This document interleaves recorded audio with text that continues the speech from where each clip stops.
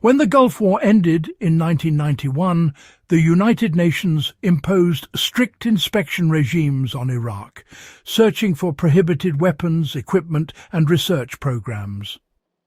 Most people know about the hunt for missiles and chemical stockpiles, but honestly, far less attention is given to what Saddam Hussein's Republican Guard allegedly scrambled to hide. These elite units, hand-picked, well-funded and intensely loyal, were determined to maintain every advantage they could.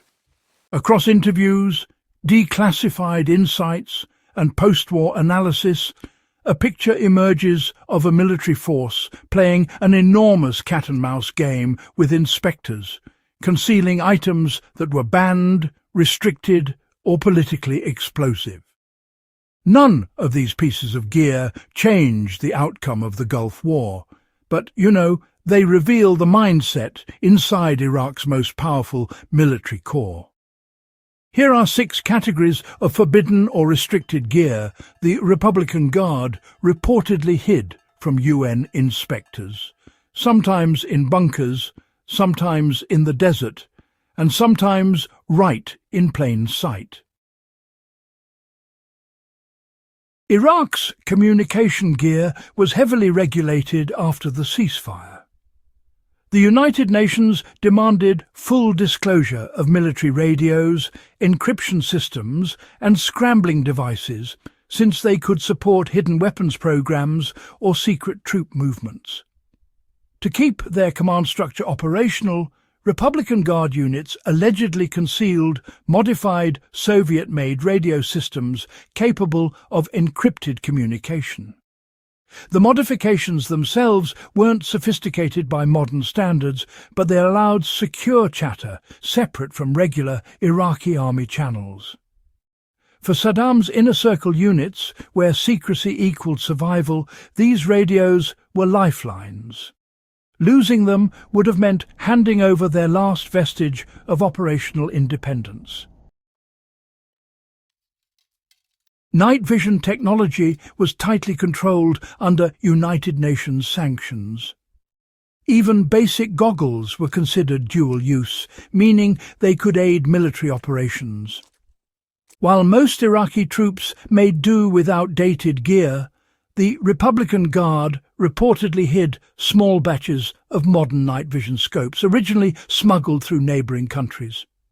These systems gave them a rare advantage: nighttime manoeuvrability, something Iraq's conventional forces completely lacked. The optics were reportedly stored in small decentralised caches to avoid forming any obvious stockpile that inspectors could detect. Another banned item: high-magnification reconnaissance cameras capable of documenting distant troop movements or United Nations inspector facilities. According to debriefings after 2003, Iraqi intelligence believed United Nations teams included Western operatives gathering covert surveillance on the regime. Whether true or not, the Republican Guard's response was to hide long-range photographic equipment that could track inspection convoys or monitor no-fly zone patrols. These cameras were rarely used, but kept in reserve, mostly to ensure the Guard remained the most informed unit in the country. The United Nations required Iraq to declare every modification to tanks or armoured personnel carriers. Even, something as simple as extra plating was regulated.